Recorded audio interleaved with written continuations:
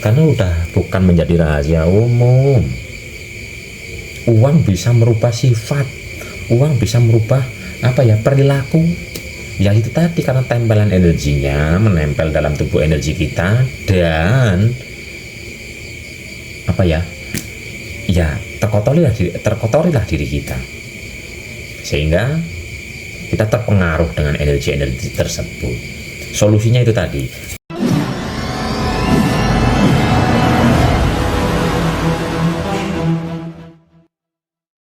Jadi selektiflah dalam memilih, karena semua ini sifatnya energi. Lawang contoh kita membaca nih, mungkin akal kita paham, pikiran kita paham, tapi kita kan belum memahami getaran energi yang tersimpan dalam tulisan tersebut. Ini mempengaruhi Bapak Ibu.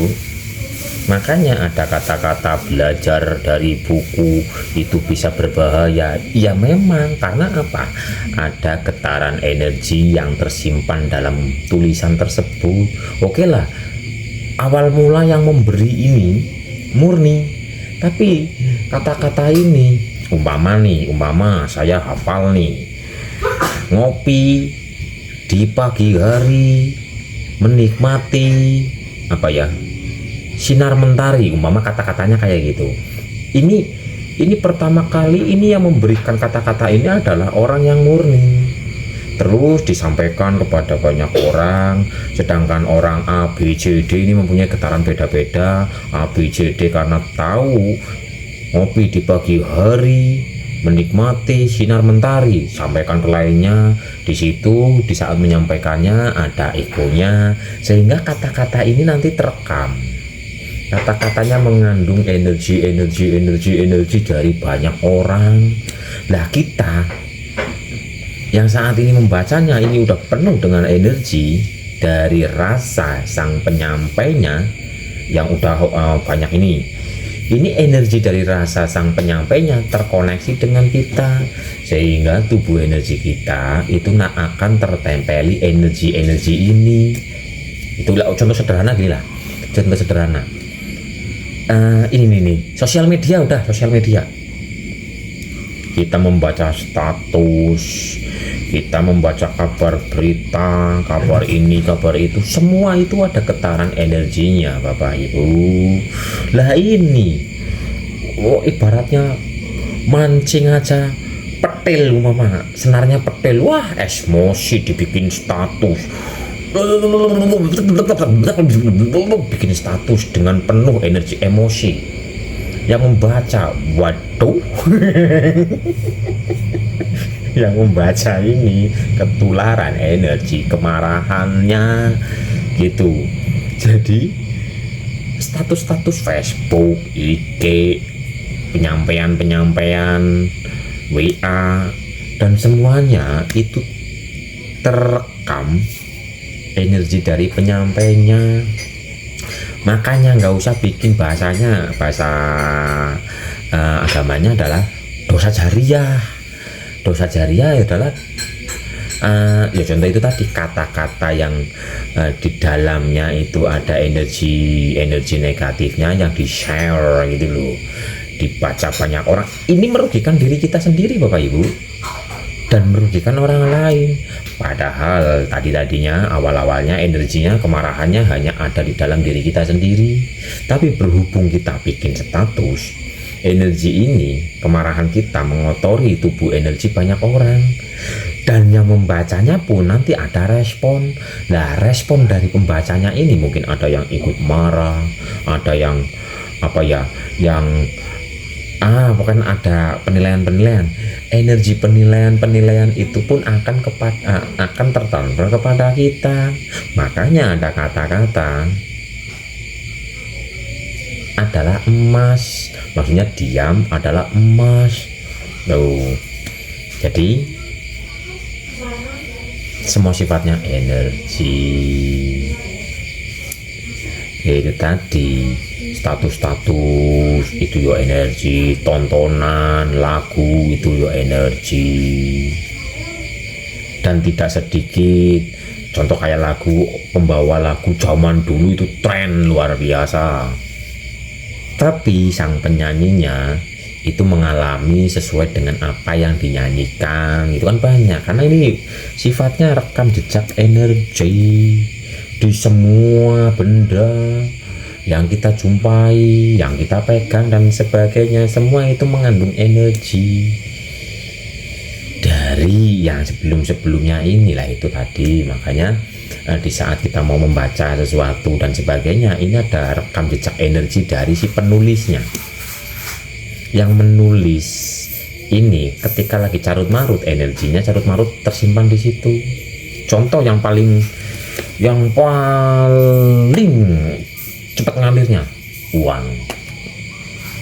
Di saat kita pegang uang atau uang berada di dalam diri kita, berada di dalam diri, di kantong di ini, uang itu merekam rasa kita, rekaman energi rasa kita itu menempel di uang.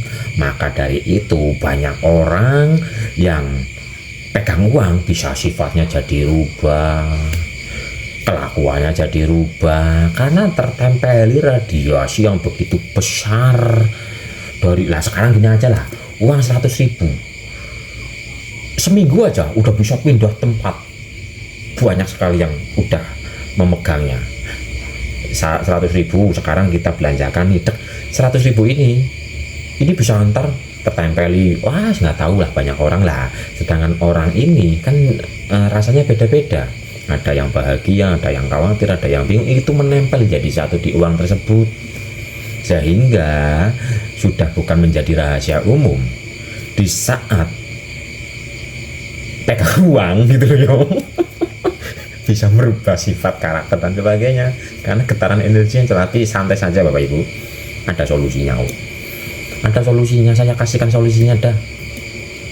Kalau dalam makanan itu sudah ada solusinya, kalau kita mau memahami. Makanan pun ada tempelan energinya dan itu ada solusinya. Solusinya apa? Kan waktu kita gini, sayur, piring, semua ini yang disajikan, ini terekam jejak energi dari yang orang-orang yang sebelumnya, dari ya banyak orang lah. Lah, rekam jejak energi ini yang menempel di makanan tersebut, itu kita makan, terkoneksilah energi itu ke dalam diri kita, sehingga tubuh energi kita akan menjadi kotor gitu. Tapi ada solusinya kalau masalah makanan. Solusinya apa? Bismillahirrahmanirrahim. Allahumma barik lana fima rozaktana wakina adzabannar, amin. Itu solusinya. Kenapa di dalam mau makan tapi kok dalam doa tersebut ada artinya? Artinya apa ya? Lomba balik lana, ntar dulu. Artinya apa? Ada neraka-nerakanya lah. Bentar. Arti, karena saya kurang paham artinya sih. Jadi saya tanya Mbah Google dulu. Waktu banyak banget, aku pemberitahuannya. Waktu dulu. Arti doa makan. Mana ya? Nih artinya. Ya Allah, berkahilah kami dalam apa-apa yang Engkau rizkikan kepada kami dan hindarkanlah kami dari siksa neraka. Loh, mau makan kok ada kata-kata nerakanya? Yang dimaksud nerakanya itu tadi tempelan-tempelan energi yang negatif, tempelan-tempelan energi rasa ini yang menempel di makanan agar tidak mengotori tubuh energi kita. Maka kita membaca Allahumma barik lana fima rozaktana wakina ngadzabannar, amin, agar kita terhindar dari tempelan-tempelan energi itu. Tuh lah, padahal kita mau makan tapi doanya kok agar terhindar dari api neraka. Ya karena ini tadi penjabarannya, karena makanannya ini tertempeli banyak sekali energi-energi dari orang sebelumnya. Tuh, ini kalau makanan sebenarnya udah ada sih. Bismillah aja, asal dengan kesadaran penuh penghayatan udah terbersihkan sih. Cuman untuk latihan kan ya itu tadi, kita membacanya, dengan kita membaca, kita resapi, kita hayati, kesadaran itu muncul, energi ilahi itu mengalir. Jadi yang membersihkan adalah energi ilahi yang mengalir, melepaskan, membersihkan ikatan-ikatan energi yang ada di makanan tersebut. Nah, ini untuk yang lain saya kasih tekniknya. Umpama contoh uang nih, ya rokok lah, udah rokok kayak gini. Di saat Bapak Ibu memegangnya, ya niatkan dulu dalam hati, karena energi mengikuti niat. Niatkan dalam hati penuh dengan penghayatan kesadaran. Pegang, niatkan. Ya Allah, ya Tuhan kami, dengan cahaya cinta dan energimu, kami meniatkan untuk mengalirkan energimu, membersihkan tempelan-tempelan energi yang ada di rokok ini. Ini umpama ke rokok, umpama ke uang, contoh lah, ini umpama uang lah, umpama pegang aja kayak gini. Bismillahirrahmanirrahim. Ya Allah, ya Tuhan kami, dengan cahaya cinta dan energimu, kami meniatkan untuk mengalirkan energimu, membersihkan tempelan-tempelan energi yang menempel, energi negatif loh ya, yang menempel di uang ini, umpama gitu. Terjadilah itu Bapak Ibu solusinya. Jadi biar nanti Bapak Ibu kita semua menjadi orang yang banyak rezekinya tapi nggak ngerubah sifatnya gitu loh, karena udah bukan menjadi rahasia umum. Uang bisa merubah sifat, uang bisa merubah perilaku. Ya itu tadi, karena tempelan energinya menempel dalam tubuh energi kita, dan terkotorilah diri kita, sehingga kita terpengaruh dengan energi-energi tersebut. Solusinya itu tadi, kalau mau makan baca doa Bismillahirrahmanirrahim, Allahumma barik lana, tapi penuh penghayatan, agar yang kita makan ini terbersihkan. Jadi nanti kalau kita benar-benar menghayati seperti ini, ibaratnya ya makan apa saja ya monggo gitu loh, yang halal, tapi bukan mau makan apa saja monggo, nanti malah ngumpet pelemi tanggane ora nembung. Oke. Sebenarnya solusi-solusi itu sudah diberikan, cuman selama ini kita tidak memahami. Mas Is bikin VT-nya biar bisa lihat lagi. Ya, saya ini juga lagi ngerekam sama YouTube. Nanti video ini saya upload di YouTube. Niatnya itu tadi.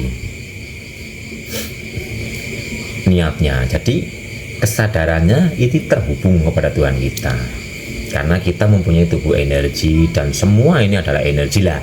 Energi-energi seperti ini biasanya, tapi kebiasaan ini justru malah kadang-kadang menutup akal sehat kita, menutup kesadaran kita. Kan banyak terjadi, kita ngalap barokah dan sebagainya, sehingga kita mempertuhankan benda tersebut dan sebagainya. Padahal aslinya enggak Bapak Ibu. Aslinya ya memang ada berkahnya, karena tempelan energinya itu tadi. Orangnya soleh, sehingga benda-benda yang mungkin bajunya atau apanya yang dipakai dan sebagainya ini tertempeli energi kesolehannya. Ini hubungannya dengan energi, sehingga seolah-olah di saat kita menggunakan baju itu nih, kita akan terasa tenang dan sebagainya. Jadi pertama sudah ada tempelan energinya, kedua alam bawah sadar kita kedoktrin gitu loh. Oh ini bekasnya ini bajunya ini, jadi gitu loh. Jadi ada dua, memang ada energi tempelan energinya, memang ada alam bawah sadar kita kedoktrin gitu. Tapi itu positif. Tuh masalah energi. Dan niat untuk pembersihan ini tadi bisa dipraktekkan kepada benda-benda, dengan kita menghening kita relax. Rokok seperti ini contoh nih, dalam hati kita nggak apa-apa, karena energi mengikuti niat. energi mengalir mengikuti niat kita. Kita pegang. Ya Allah ya Tuhan kami, dengan cahaya cinta dan energimu kami niatkan untuk mengalirkan energimu kepada rokok ini, membersihkan tempelan-tempelan energi negatif yang ada di rokok ini terjadilah, sehingga bersih tempelan-tempelannya. Ya contoh lah gini, nah ini rokok nih sekarang HP aja, ini HP nih sekarang ada di sini. Sebelum proses HP ini ada di sini, berapa rasa yang menempel di HP ini? Berapa rasa yang menempel? Nah itu tempelan-tempelan itu nanti akan tertempel kepada tubuh energi kita sehingga mengganggu rasa kita. Tuh, lah tempelan-tempelan energi seperti ini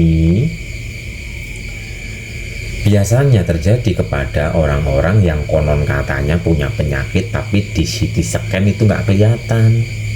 Itu bukan diguna-guna Bapak Ibu, tapi karena begitu banyak tempelan energi negatif dalam tubuh energinya sehingga tubuh fisiknya nggak kuat, akhirnya rusak, mempunyai rasa penyakit ini penyakit itu, tapi di CT scan, di ronsen dan sebagainya nggak ada apa-apanya. Jadi ini yang supra-supra yang penyembuhan dan sebagainya, menyembuhkan orang menjadi pelantara kepanjangan Tuhan untuk menyembuhkan orang itu bagus, tapi gunakan teknik pembersihan biar Bapak Ibu menjadi kepanjangan tangan Tuhan, menjadi pelantara untuk penyembuhan, tapi Bapak Ibu juga tidak mengotori diri Bapak Ibu sendiri. Karena di saat Bapak Ibu mengobati, mungkin nih mengobati orang yang mungkin berkeluh kesah dan sebagainya, sadar nggak sadar transferan energi dari rasa itu menempel di tubuh energi kita, mau nggak mau itu menempel, makanya harus dibersihkan. Begitu Bapak Ibu. Jadi mungkin habis ada pasien datang, ini untuk dokter-dokter, untuk para penyembuh, untuk semuanya lah, lakukan pemurnian,